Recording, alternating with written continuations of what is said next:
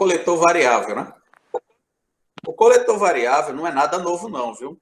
Essa tecnologia. Já havia motores na década de 90 com coletor variável. O que é que o coletor variável proporciona, pessoal? Você sabe o que é que o motor ganha quando tem coletor variável?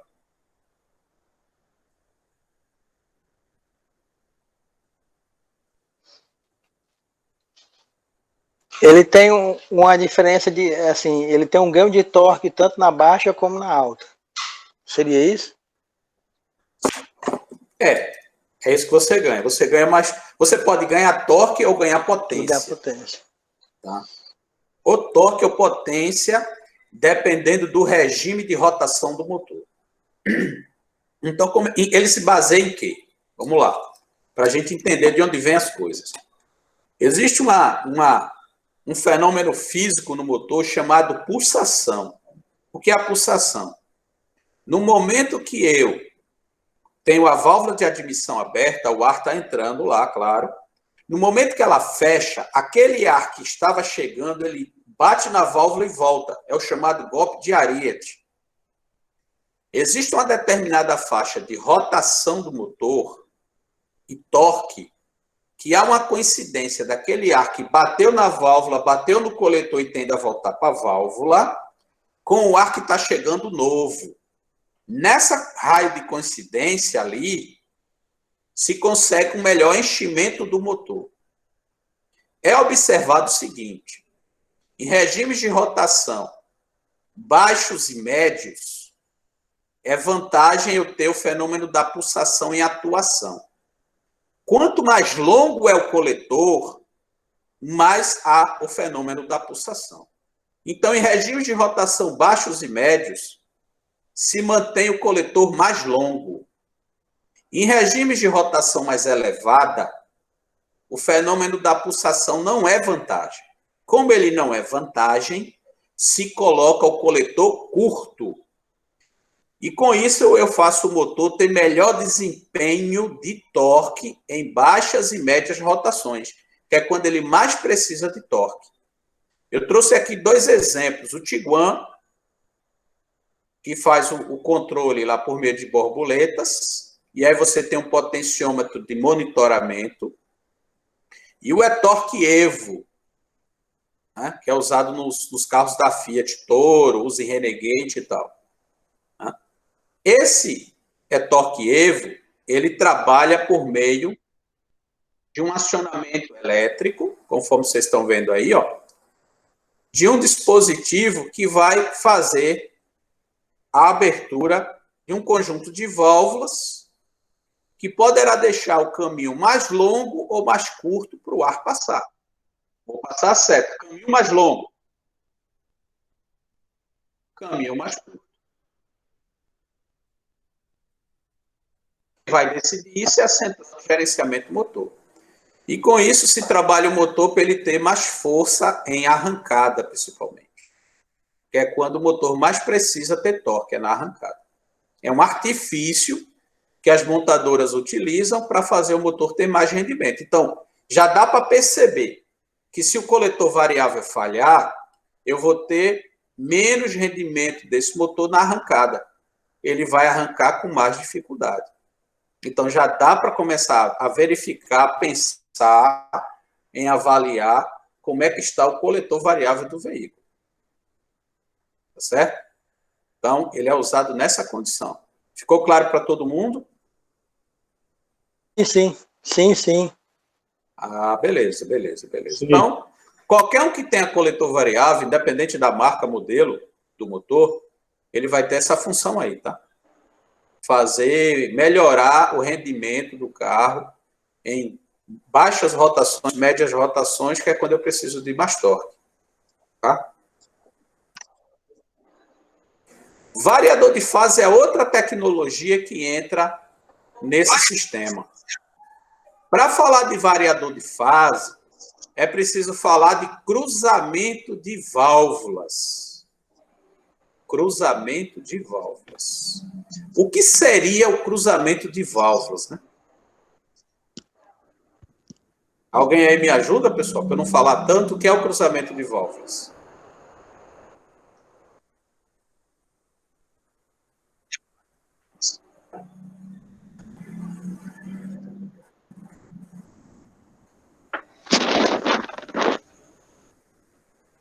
Vai ser cruzado de acordo com a ordem de queima. Oi? Talvez seja cruzado de acordo com a ordem de queima do motor. Ordem de queima? Não. Sim, do Não, motor. não. É isso não. Pessoal, cruzamento de válvula tem No caso, desde que seria o o motor é motor, flutuamento tá de certo? abertura em altas rotações? Flutuação, não. Também não. Olha só, deixa eu explicar então para vocês. Cruzamento de válvula já tem de muito tempo nos motores. Tá? Existe o chamado diagrama de cruzamento de válvulas. Cruzamento de válvula já está dizendo, é o momento que eu tenho a válvula de escape aberta junto com a válvula de admissão. O cruzamento de válvulas, quando a escape está aberta e a admissão está aberta, ele promove uma lavagem na câmara de combustão. Como assim lavagem? Lavagem no sentido figurado. Por quê? Parte da mistura, olha lá, uma pequena parte da mistura, ela acaba sendo arrastada com os gases de escapamento.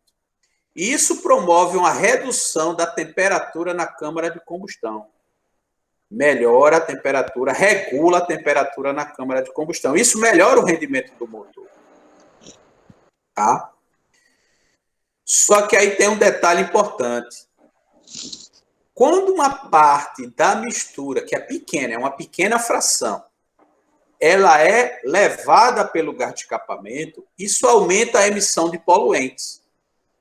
Então, o que é que começou a acontecer com os motores? Os motores mais antigos, eles tinham cruzamento de válvula bem elevado. À medida que os índices de emissão foram sendo apertados pelos órgãos do governo, houve o quê? Houve uma redução do cruzamento de válvulas. Chegou a um ponto que tinha motor praticamente não tinha cruzamento de válvulas.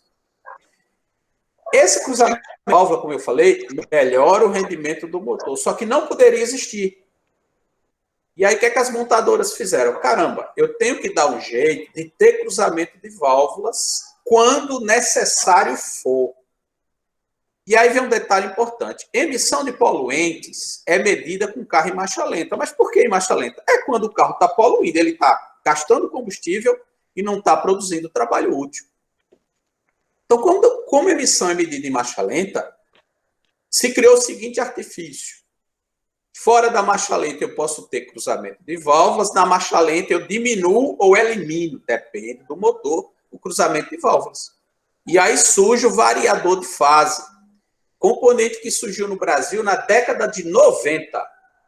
Não é tão novo assim. É da década de 90 o variador de fase.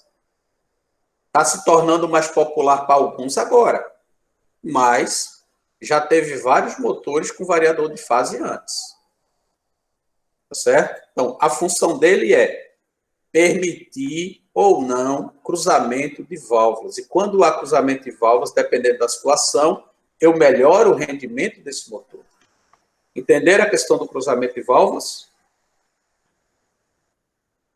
Mais uma vez aí, o Maré tão malhado, já veio com isso aí em 96, 97. Né? E isso. Bravo, aí a gente vai denunciar a idade da gente, cara. Mas muito bem. Vamos para frente. Só autarquia, viu? Maré, brava. Exatamente. Ó, quando a gente fala cruzamento, é exatamente essa parte que eu vou passar o mouse sem falar para não interromper.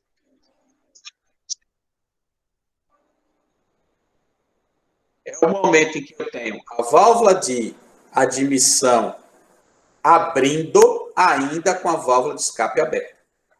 Esse é o momento de cruzamento de válvulas. A função do variador, eu falei, é promover esse cruzamento de válvulas.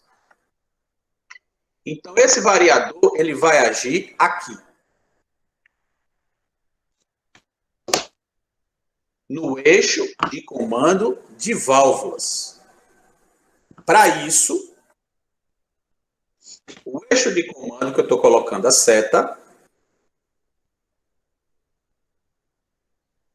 ele vai estar preso paletas. Elas vão estar internamente num sistema, tá, que está acoplado à polia do motor. Elas vão estar internas num sistema acoplado à polia do motor. A polia, ela está mantida numa certa posição pela própria sincronização da correia. Como o eixo válvulas, ele está solidário, está preso àquele conjunto que desloca as paletas. Quando houver deslocamento das paletas, o eixo de comando de válvulas também vai deslocar de posição, alterando o diagrama de abertura de válvulas, exatamente porque ele altera a posição dos cames, que fazem, né, o acionamento dos tuchos para fazer a abertura de válvulas. Quem é que faz o acionamento dessas paletas? O próprio óleo lubrificante do motor, pessoal. E aí o cara tem um carro com variador de fase no motor e é recomendado um óleo X. Aí ele vai e coloca um óleo Y. O que é que poderá acontecer nesse motor? Ele perder rendimento. Por quê? Quem me garante que aquele novo óleo vai ter as propriedades que vão dar o acionamento correto desse variador, da parte hidráulica do variador? Ele precisava de um óleo de uma viscosidade X e o cara coloca uma viscosidade Y. A base do óleo, só um segundo, a base do óleo tinha que ser sintética, aí ele vai e coloca uma base mineral. O grau API, por exemplo, tinha que ser um SL, eu vou exagerar, ele bota um SG. Então, tudo isso aí vai influenciar. Se eu tenho um óleo X para o motor, não é que eu tenha que botar do mesmo fabricante, não, pessoal. Mas eu tenho que respeitar a base, o tipo de base. Hoje em dia, os motores mais modernos, as bases são sintéticas. Eu tenho que respeitar a viscosidade desse óleo e eu tenho que respeitar o grau API desse óleo. Do contrário, eu posso ter problemas. Não só em relação ao variador de fase, mas no restante do próprio motor. Pode perguntar. Eu já vi um caso, chegamos a resolver lá, aliás, que não lembro se foi o Ford Ka ou foi o 3 cilindros, no caso, ou foi o Mob, esse Firefly, nesse variador de fase, nesse comando, nesse parafuso central, a informação que eu descobri, ele tem uma peneira. Isso mesmo. Isso. Essa peneira, ou pelo cara não trocar o óleo na época, ou usar óleo irregular, ela entope e o carro perde rendimento que fica dando fora de tempo todo tempo. Isso. Na marcha lenta ele está ali, mas na hora que se acelera ele vira uma tartaruga. Exatamente.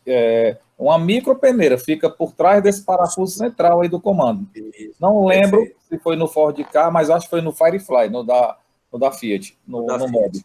Isso. Ele tem uma peneirazinha para pequenas impurezas. Quebra a cabeça do cara, porque ele muda óleo, faz tudo mal, mexe no tempo, e o carro... E começa a dar erro daqui a pouco de sensor de fase. Em alguns casos, ele dá erro de sensor de fase. Pois é, a maioria dá erro de sensor de fase, dá fora de tempo, dá tudo que você possa imaginar. E o carro não presta, não anda, acende luz de injeção, e o cara mexe em tudo, troca tudo, e é uma miserável de uma peneira que fica por trás desse parafuso aí. Porque quando o sistema ele faz o julgamento de mapa, ele calcula. Para essa situação, o sensor de fase tinha que apresentar sinal nesse ângulo.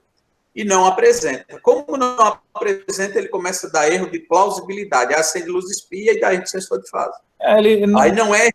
Na realidade, ele fica... Aí é um erro... Tempo, né? Oi. Na realidade, ele fica trabalhando fora de tempo. Porque ele é para trabalhar... Não é que ele está fora de tempo. Veja bem, ele não está fora de tempo. Porque dentro da possibilidade de movimentação que o conjunto tem, ele não estaria fora de tempo, não. Ele estaria dentro de tempo. Agora, para aquela faixa de rotação e carga, ele tinha que estar numa posição diferente que ele não está, entendeu? Entendi, mas é quando você acelera, quando você precisa, é onde a luz da injeção vai acender, que aí nessa hora que ele era para estar o eixo de comando numa posição e o virabrequim na posição X, e eles não estão mais se encontrando. Isso, mas veja, não é fora de tempo, porque se a gente coloca como um fora de tempo, pressupõe falha de posicionamento da correia, entendeu? Sim. Na verdade, ele perde o mapa que ele tem gravado. Sim. Ele não casa o mapa. Como ele não casa o mapa, ele dá erro. Não seria bem um fora de tempo. Você pode dizer assim, um erro de posicionamento de mapa. Porque se a gente falar assim, fora de tempo, aí parece que o cara está com os dentes da correia fora. Tá entendendo? É só uma questão mesmo para não...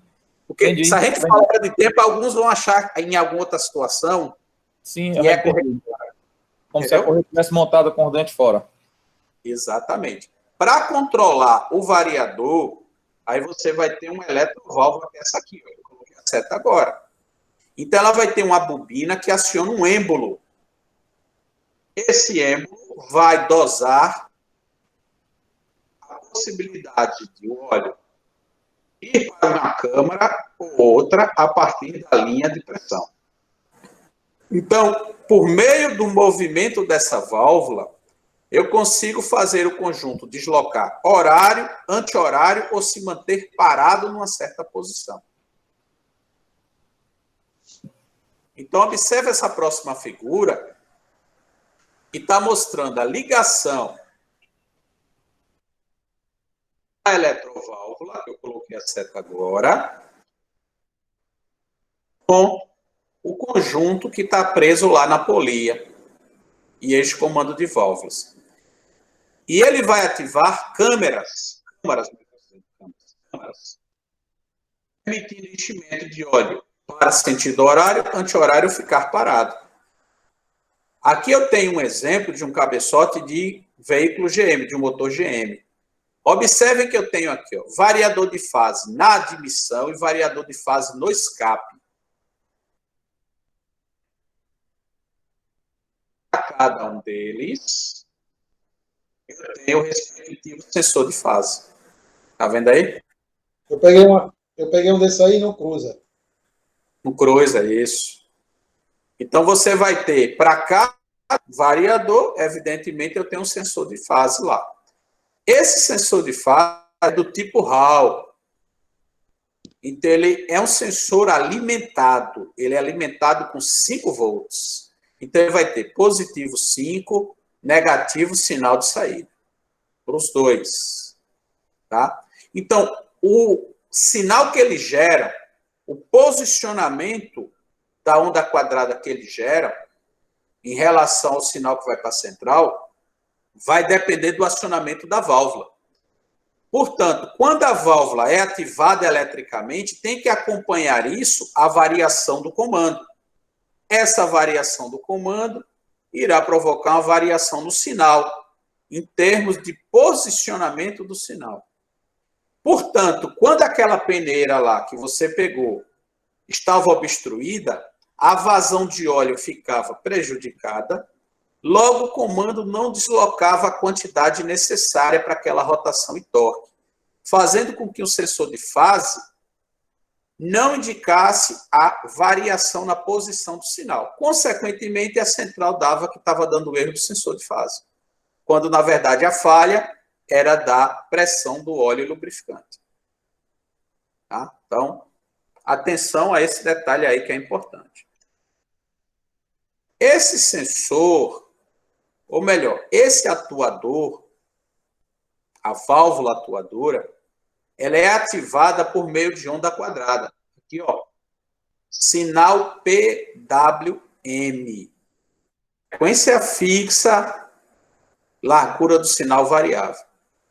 Nesse exemplo aqui, ó, que é carro GM, os sinais de sensores que normalmente ele vai pegar, dependendo do sistema e dos sensores que tenham, ele vai trabalhar com massa de ar, rotação, pressão, se não tiver o MAF, vai ter o MAP, e temperatura do líquido de arrefecimento. Ele se baseia nesses sinais para que daí ele possa fazer o controle, sair de uma linha geral, tá?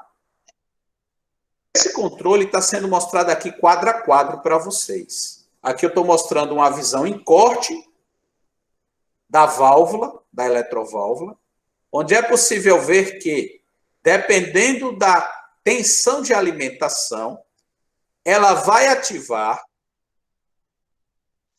para frente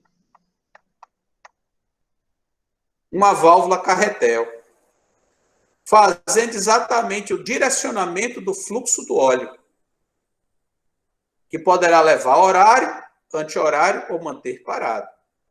Quando a alimentação de tensão da eletroválvula é cortada, figura número 2, a mola expulsa o conjunto para a posição de repouso. Então, a ativação é feita pela eletroválvula, o retorno, melhor dizendo, ele é feito pela mola. Tá? 3 posições é possível ver agora.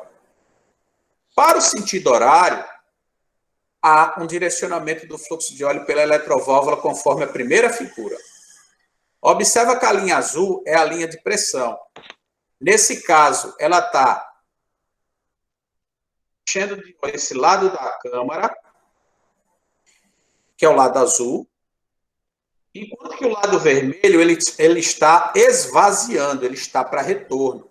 Nessa condição, o conjunto vai ser girado em horário. Ela quer manter a posição do variador, ela simplesmente mantém na posição central. Na posição central, ela trava os 2 retornos de óleo, mantendo a pressão de óleo dos 2 lados da câmara. Consequentemente, o conjunto fica em repouso relativo, ele não muda o ângulo do cruzamento de válvulas. No sentido anti-horário, acontece o inverso. Aquela que estava para retorno entra agora na linha de pressão, quem estava na linha de pressão vai para retorno. E ele vai girar anti-horário. E isso acontece muito rápido, em fração de segundos. Então, ele fica ciclando em PWM. Hora horário, hora anti-horário, hora em repouso, dependendo da necessidade do motor. Quem define isso? A central de injeção baseada em mapas e no sinal dos sensores que a gente citou. Pergunta, senhores?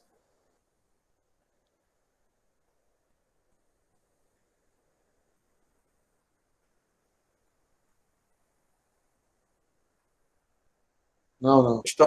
Ah, sim, pensei que não estavam me ouvindo. Hoje o som tá bom, né? Hoje não está cortando, não, né? Só quando mexe no mouse mesmo. Pois Mas é pouco. Agora, Mas é pouco. maravilha. Aqui eu tenho um esquema elétrico exatamente para ilustrar essa questão do variador de fase. O variador de fase, a pilotagem PWM é feita pela linha do negativo. Observe esse caso aqui. O variador de fase 1, ele é alimentado com positivo pelo fusível 34, e a linha de PWM negativo vem do pino A67 da central.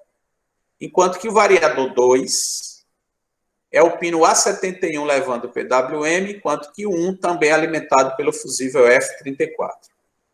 Já o sensor de fase e o sensor de fase 2 é o padrão que eu já citei. Pino 1, positivo 5 volts.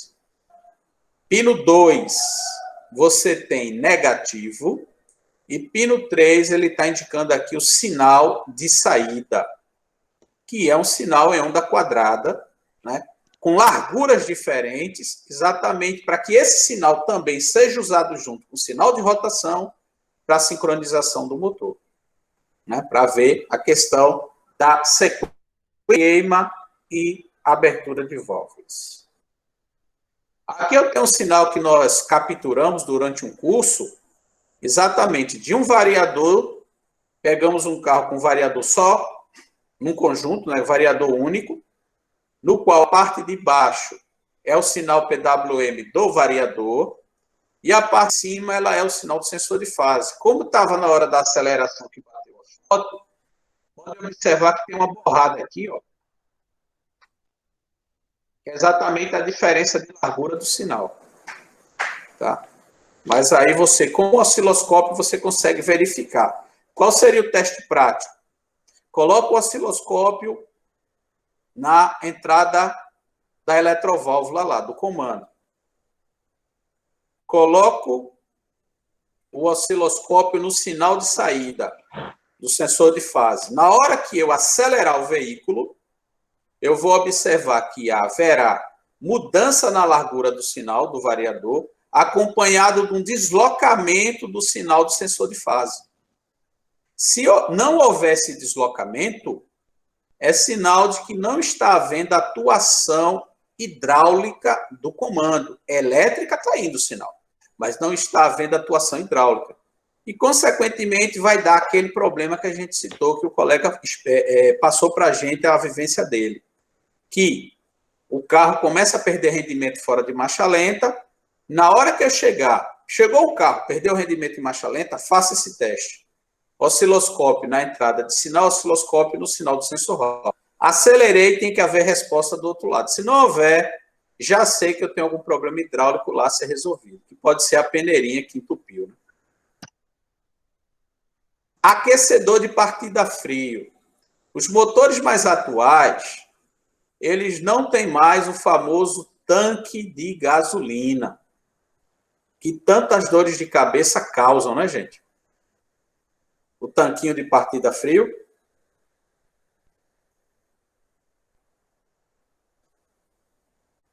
Isso, concordo. Quais as broncas que vocês mais pegam nesse tanquinho? Falhamento na parte da manhã, né? Que o carro passa a noite parado, de manhã você vai da partida, pega falhando, demora muito a estabelecer a aceleração, devido ao combustível vencido que está no reservatório, né? Quando você abre a chave, ele vai e injeta o combustível vencido.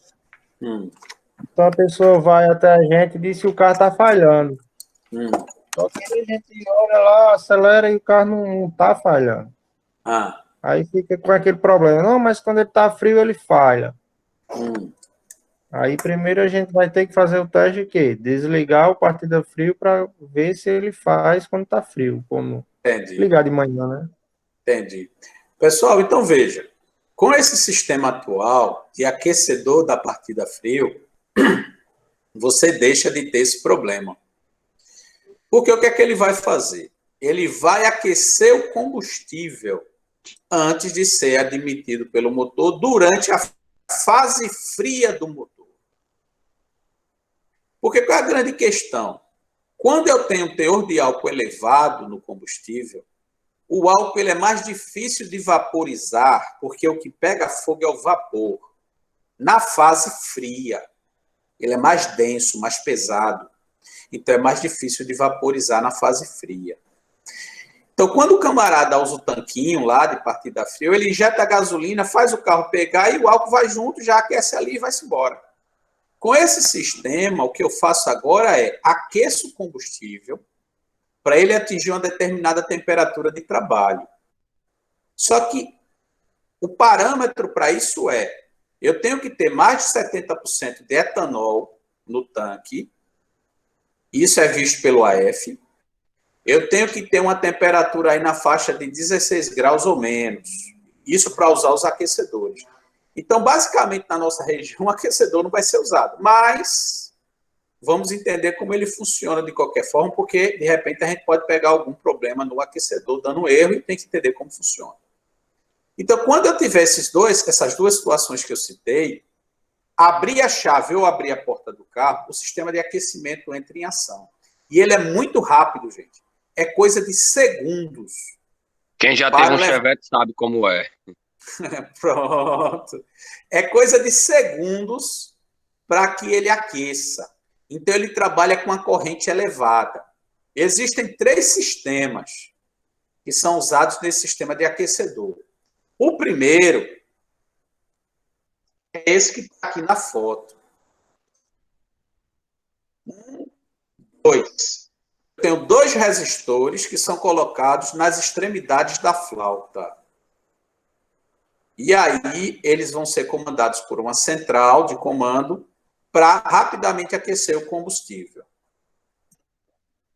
Eu tenho a central de comando dele.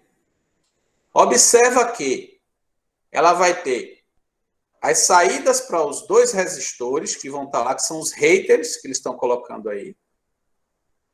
E ela vai ter a chegada dos sinais. Vão ter 2 comandos vindo da central de injeção, uma linha de retorno de diagnóstico e um ponto de terra de sinal. E, claro, vai ter o terra de força. Observa que são 2 comandos. Por que 2 comandos? Um para cada resistor. E a linha de diagnóstico vai dizer se houve alguma falha no sistema. Okay? É muito simples. Então, ele é muito rápido, ele aquece bem rápido esse motor quando necessário. Existem alguns sistemas que, em vez de ter os resistores nas extremidades, ele tem um resistor no próprio bico injetor. É o caso desse sistema aí da Delphi. Então, você vai pegar um injetor com 4 pinos.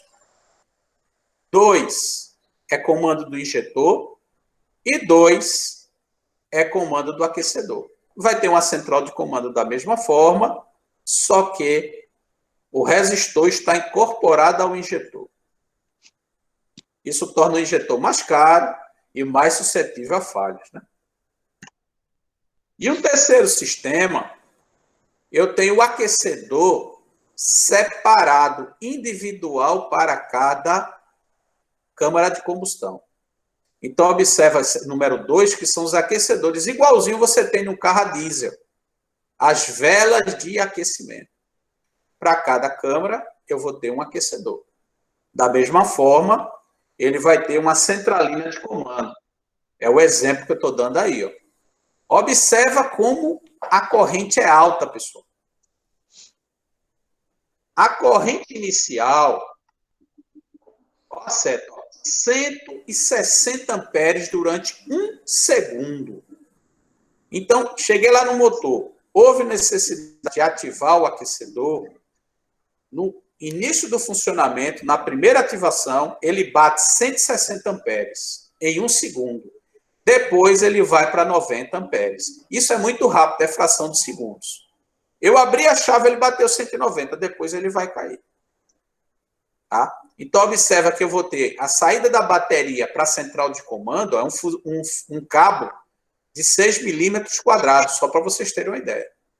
E a saída que vai para cada um dos aquecedores é um cabo de 2,5. Então, são correntes elevadas, principalmente a de chegada, que bate 160 amperes. Essa é a corrente geral, tá? Não é por vela de pré-aquecimento, é a corrente geral, 160, depois ela cai para 90. Então, ele aquece rápido, é fração de segundos. Pergunta, senhores?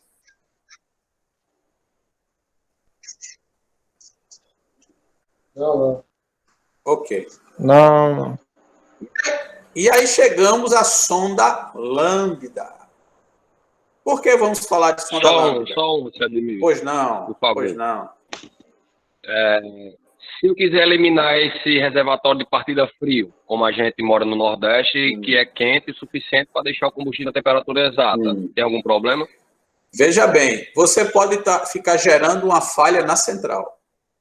Aí você teria que fazer algum tipo de programação. Oi? Só deixando ele vazio. Deixando ele vazio, tu vai... Daqui a pouco você pode ter problema de queimar a bomba. E numa situação extrema, essa bomba primeiramente pode... injetado por ele, né? Essa bomba pode pegar... A bomba, eu falo, não é a bomba do tanque, é a bomba do tanque da partida frio. Eu sei. Se eu deixo ele zerado, sem combustível nenhum, lembre-se, é essa bomba que o arrefece. Ele pode vir até a pegar fogo, né? Uhum.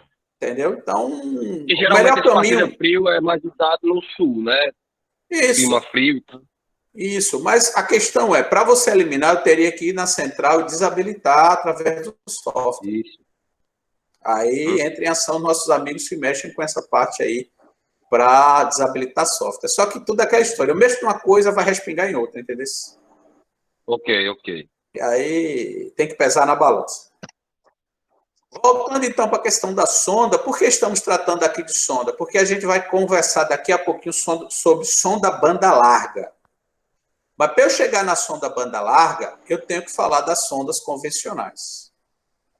Todo mundo aqui, mais antigo no ramo, sabe que as primeiras sondas, quantos cabos ela tinha, gente? As primeiras sondas, as primeiras. Um fio, 3. Um fio no É um máximo. fio só. Era um fio. Lembra dos Cossas antigão, os Cossas? É. Isso, um fio. Naquele tipo de sonda, aquele fio era o fio de sinal e o massa era feito pelo próprio escape. Imagina. Primeiro, o tempo de resposta da sonda era um tempo alto, na casa de minutos, e a possibilidade de falha de sonda era muito grande. Só que a exigência de emissão de poluentes não era tão alta. Então, aquela sonda existia, era usada, mas a exigência não era tão alta de emissões. Aí daí veio a sonda chamada sonda Finger, ou sonda convencional, que é essa primeira de cima da foto. Então, ela começou a aparecer com 4 fios. 4 fios, todo mundo sabe que 2 é aquecedor e 2 é de sinal. Tá? E essa sonda ela tem um tempo de resposta em torno de 40 segundos. Então, a partir de um certo nível de emissão de poluentes, ela teve que ser abandonada e passou a usar a sonda planar. A sonda planar, o tempo de resposta dela já caiu. Botei a seta, 10 segundos. E aí a sonda planar, ela tem uma diferença construtiva em relação à sonda Finger ou convencional. É o fato do resistor de aquecimento, ele está ensanduichado na própria cerâmica que gera o sinal da sonda. Como ele está ensanduichado na própria cerâmica que gera o sinal da sonda, eu não posso aí jogar 12 volts direto, não é isso?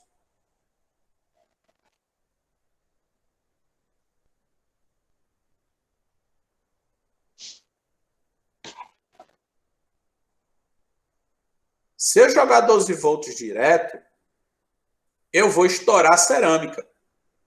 Então, na fase fria, essa sonda ela vai receber no aquecedor um sinal PWM.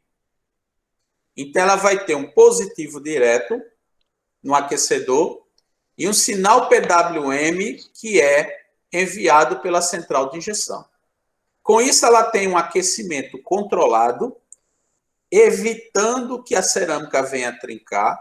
Porém, como o resistor faz parte da cerâmica, o tempo de resposta dela cai para 10 segundos. Ok? Então, onde eu tiver uma sonda planar, eu não posso colocar uma sonda Finger e vice-versa. Cada qual no seu qual. Então, cuidado nessa história aí de sonda universal. Respeita se ela é convencional e respeita se ela é planar, para você não ter dor de cabeça. Certo? E qual o sinal que essa sonda gera? Todos nós já sabemos, ela gera entre uma faixa de 150 a 900 milivolts. Se uma sonda, pessoal, está dando um sinal de 150 milivolts, isso significa mistura pobre ou rica?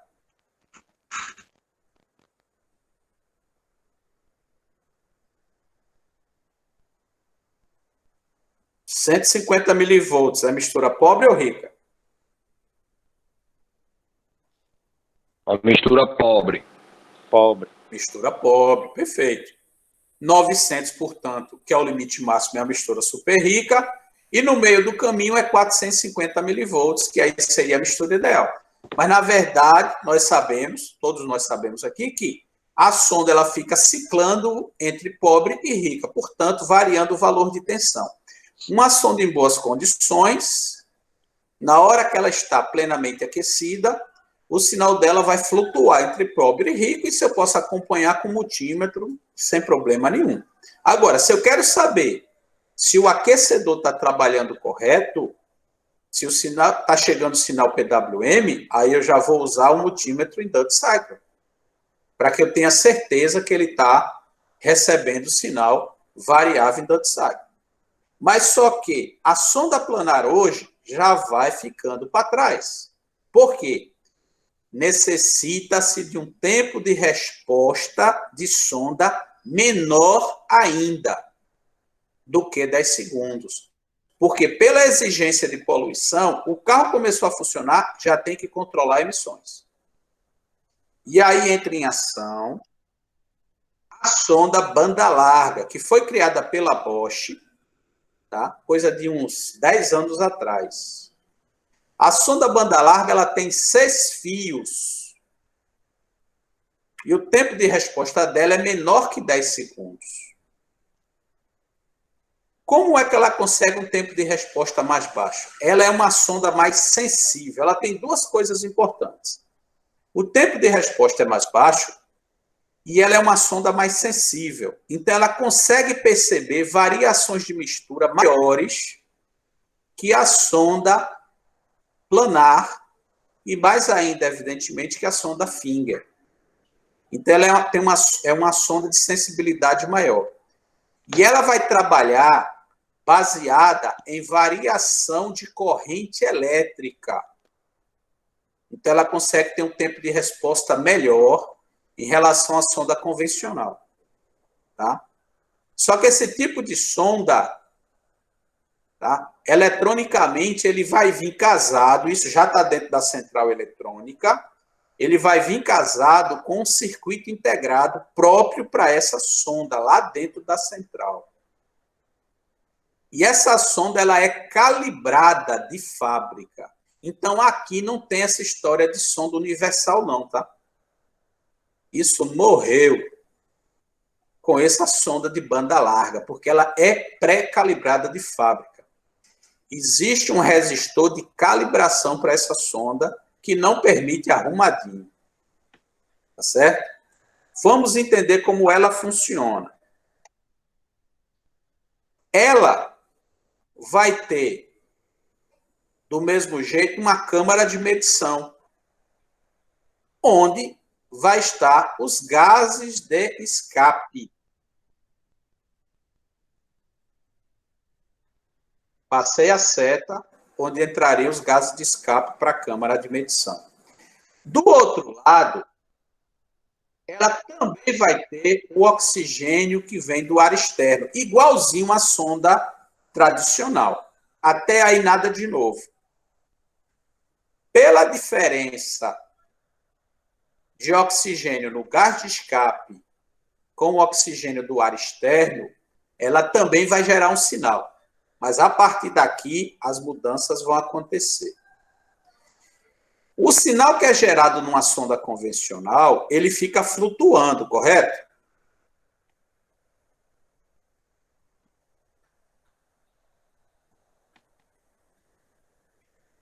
Já aqui, esse sinal que é gerado, ele tem que ser mantido constante em 450 milivolts. Para que ele seja mantido constante em 450 milivolts, existe uma reação eletroquímica que vai bombear oxigênio de um lado para o outro. Como assim? O sistema ele é capaz de bombear oxigênio do ar externo, aqui nessa câmara, para o gás de escape, na câmara da sonda do gás de escape, ou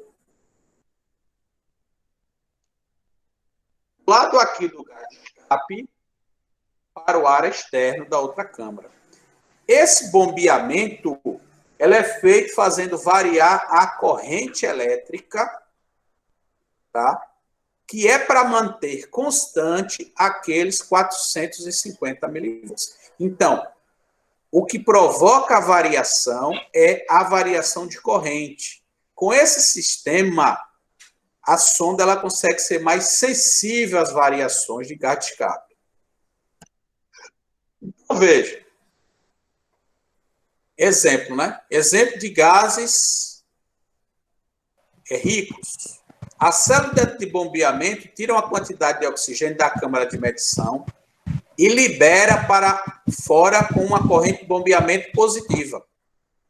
Está rico, ela trabalha tirando oxigênio. Se está pobre, ela trabalha introduzindo oxigênio. Então, ela tanto pode tirar como pode introduzir. Então, a polaridade da corrente muda seja para bombear para positivo, seja para negativo.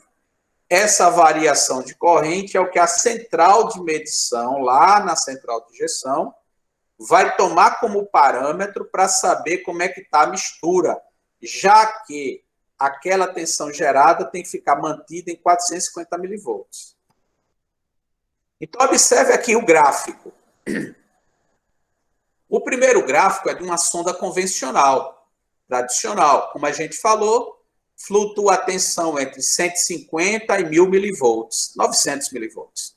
O que permite você ter variações de mistura entre 0,8 lambda a 1,2. Já a sonda banda larga, ela consegue medir de 0,7 lambda até 2,2. Então, ela consegue ser muito mais sensível às variações de mistura. Portanto, eu consigo controlar melhor a formação de mistura, melhorando o rendimento do motor.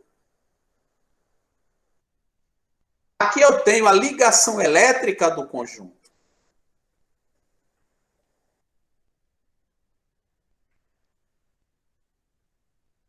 Passei a seta na ligação elétrica do conjunto. Eu tenho uma segunda transparência, que é essa, que vai nos permitir entender melhor essa ligação elétrica. Só que observem, eu tenho um lado que é da sonda banda larga e eu tenho um lado que já está dentro da central de injeção. Observe que é um circuito próprio desenvolvido pela Bosch para essa sonda, que é esse aí, ó, J125, CJ125. Então, ela vai variar como? A corrente que varia, ela vem aqui para o pino 1. Essa corrente que varia no pino 1, que vai bombear oxigênio para dentro ou para fora da câmara de medição na sonda. Tá? Já o pino 2, ele é o pino que vai ter a tensão de 460 milivolts, que deve flutuar pouco. Ela flutua pouquinho. Toda vez que ela flutuar um pouco, esse circuito integrado que eu coloquei a seta, ele vai pilotar essa segunda porta aqui do CI, que vai fazer flutuar a corrente. Isso fica um circuito fechado, mantendo a tensão de referência em 450 milivolts. Então, aqui o que flutua é a corrente no pino 1. O pino 6, tá? Eu falei do pino 2. O pino 2, ele é uma massa de referência, tá, pessoal? O pino 6 é onde eu vou ter a tensão que fica fixa em 450 milivolts. Já os pinos 4 e o pino 3 é do aquecedor. É do aquecedor. Então, verificar a pinagem, pino 1 e pino 2, lembrando que o 2 é um massa, tá? É um massa de referência eletrônico, é um massa eletrônico. Não é o massa da bateria, não, tá? É um massa de referência eletrônica. Ele vai ter do pino 1 para o pino 2 uma variação de corrente, só que toda variação de corrente promove variação de tensão. Lei de Ohm. Variou tensão para que varie corrente. Aqui eu estou fazendo o raciocínio inverso. Então, se há uma variação de corrente, vai ter uma variação de tensão. Então, quando eu medir do pino 1 para o pino 2, eu vou pegar uma tensão que flutua. Isso a sonda já aquecida. Quando eu medir do pino 2 para o pino 6, eu vou pegar uma tensão constante que flutua próximo a 0,45 volts. E do 3 e o 4 eu vou ter o aquecedor, sendo o 3 o sinal PWM e o 4 um massa aí. E do pino 1 para o pino 5, é onde está a questão que eu falei, que não dá para fazer arrumadinho, existe uma resistência de referência, que nesse exemplo aqui que eu estou dando é 80 ohms. Mas você pode ter pequenas variações aí em torno desse valor. Então, quando eu vou testar essa sonda, eu tenho que saber que do pino 1 para o 2 é uma tensão flutuante, depois ela aquecida. Do 2 para o 6 é uma tensão que flutua pouco. Do 3 e 4 é o aquecedor. E do 1 e o 5 eu tenho um resistor de referência. E aí eu tenho que medir um valor de resistência X. Esse resistor, ele está no próprio conector. Esse aqui que eu estou colocando. Observa que ele está o símbolo de um potenciômetro, de um tripote, na verdade. mostrando que essa resistência eu estou calibrando ela na linha de produção. Então, veja que é um conceitual completamente diferente da sonda tradicional. Até aqui alguma pergunta ou dúvida sobre a sonda banda larga? Não. Ótimo. Então, aqui eu tenho o esquemático prático dela, aqueles valores que eu já falei com vocês. Tem aqui uma tabelinha, esse aqui é do UP. E observe essa tabela do lado, no qual a gente está apresentando para vocês as variações de corrente que acontecem para cada fator lambda. Então, fator lambda de mistura rica, o valor de corrente é negativo. Flutuação de corrente para mistura pobre é positiva. Agora, não dá para eu pegar e interromper exatamente esse pino, né? O pino de número 1, para colocar um amperímetro para medir essa corrente em miliampere. Por isso que a gente faz uma medição indireta, medindo o nível de tensão. Só que aí tem um detalhe, eu só consigo fazer essa medição com a sonda no carro e o carro aquecido. E o que eu consigo ver aí é se ela está reagindo ou não. Se ela não estiver trabalhando dentro da faixa correta, eu não tenho como saber por medição de tensão. Eu simplesmente sei que ela está trabalhando, mas não sei se ela está na faixa correta. É por conta disso, como eu falei a vocês ontem, que nós estamos na empresa, finalizando para botar no mercado, um analisador não só de sonda, mas uma das funções que ele vai ter vai ser medir a sonda banda larga. Tanto a sonda banda larga LCU4, como a LCU9, que tem diferença, viu, pessoal? Você vai pegar carro com sonda banda larga, que é a LCU4, e vai pegar carro com sonda banda larga LCU9. Os tempos de resposta dela são diferentes. Então, você não pode misturar. Resultado, eu tenho que botar uma sonda conforme referência do fabricante, ou uma substituta que bata com a referência do fabricante. Do contrário, eu posso ter problema de rendimento desse motor. Coisa nova, né? Mas tem essa diferença. Tem um sinal de variação, aquele sinal medido lá dos pinos que flutua, que vai ser muito parecido com o sinal que você vai ter na outra sonda. Só que lembrando que esse não é aquela tensão dos 450 que varia, de 150 a 900. É, na verdade, a tensão que flutua em função da variação de corrente. Do pino 1 para o pino 2. Tranquilo para todos?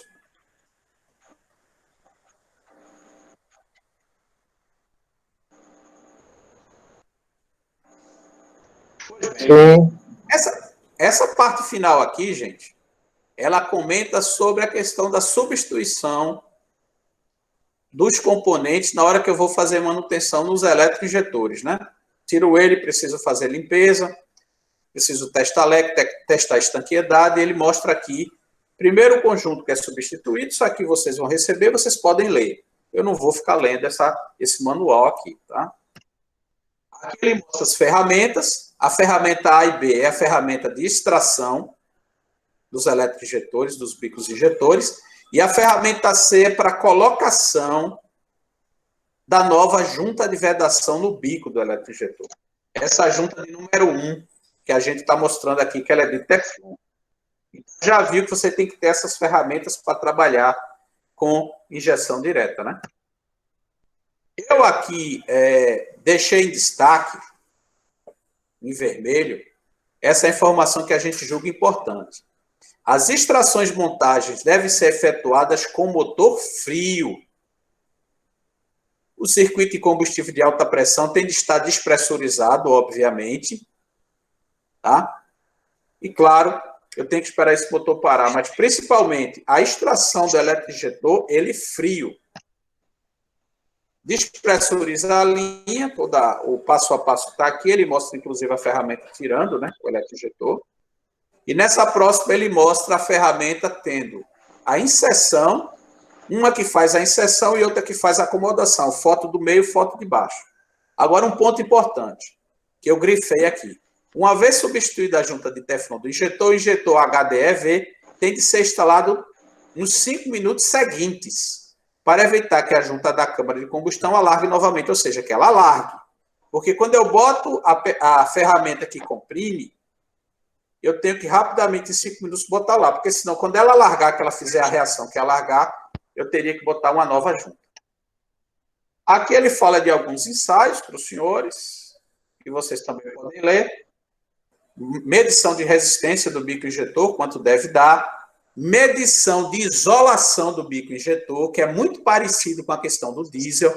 Se eu tiver baixa isolação, tiver fuga, eu posso ter problemas de funcionamento.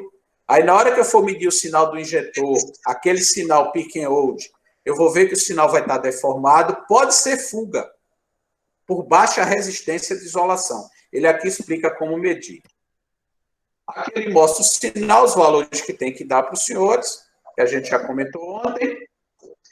Essa medição que ele fala nessa tela é com analisador de gás, mas se você não tem um analisador de gás, dá para você saber se está havendo ou não gotejamento do eletroinjetor, removendo ele usando a máquina de teste. Exatamente a máquina de teste que eu mostro aí com o manômetro. Com ela dá para eu saber se ele vai ter ou não estanqueidade. A outra máquina do lado é a máquina de teste, exatamente para ver leque, para ver quantidade de combustível que está injetando, para ver se o injetor está equalizado ou não, e para limpeza, que é a famosa máquina GDI. Pessoal, de tudo que nós vimos ontem e hoje, tem alguma dúvida a ser tirada por vocês?